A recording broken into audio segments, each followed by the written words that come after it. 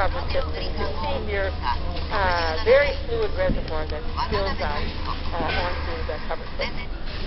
If you make beads in a conventional way, supported bilayers in a conventional way, there is no reservoir to spill out on these cover slips.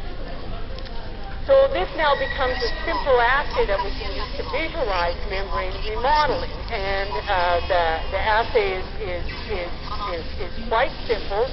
We take these super templates made from CCTS, SIP2, and a little spike in a little bit of rhodamine fluorescence. In the biophysics paper, we've used cholesterol and PE and a variety of lipid compositions. So this can be done with virtually any lipid composition. Anyway, you need now to use pegylated cover slips because if you don't, the reservoir will spill out. So we use a pegylated cover slip. We just have a little drop where we put the beads on and we let the beads settle, and then we use a simple epifluorescence microscope with a 60x objective lens that allows us to visualize the field of beads. And then to this drop of beads, we add dynamic from a pipette to see what happens. So when we do this in the absence of nucleotides, you can see, hopefully, lights might need to come down for some of these images, but you can see little hairy projections emerging from these beads. They get a little thicker. There's bundling, as you'll see in the next slide.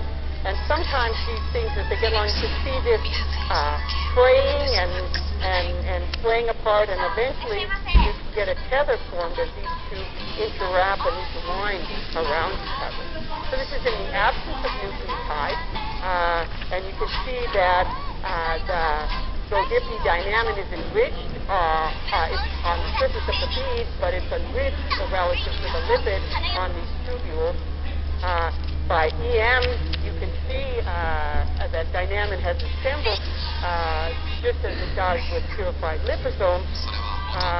And you can also see that these tubules bundle and wrap around each other. In fact, dynamine was first identified as a microtubule bundling protein. And we think what it's doing here is bundling these lipid tubules as it forms them. Just in passing, we also think that twisting that we do in the CDP experiment reflects the unraveling of these bundled lipid tubules, because these things unravel in the presence of.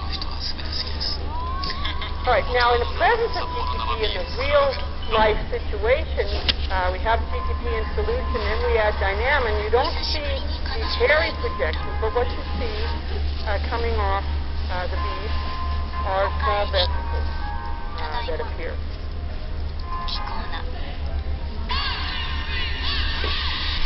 Over time, filling the media.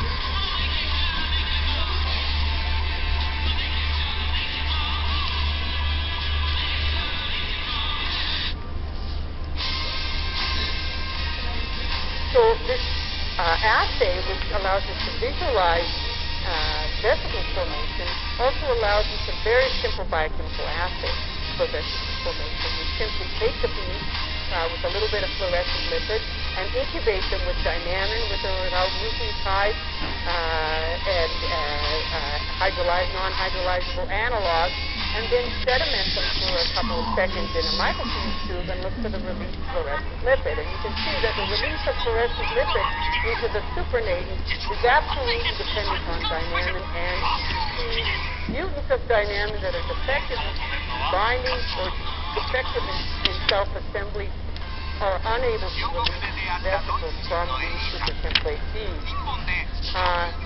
In addition, what Thomas has done is look at a series of dynamine mutants that differentially affect pathway-mediated endocytosis in vivo, and you can see a very, very nice correlation between the ability of these beads to mediate fission in the supertemplate assay and their ability to support pathway-mediated endocytosis in vivo.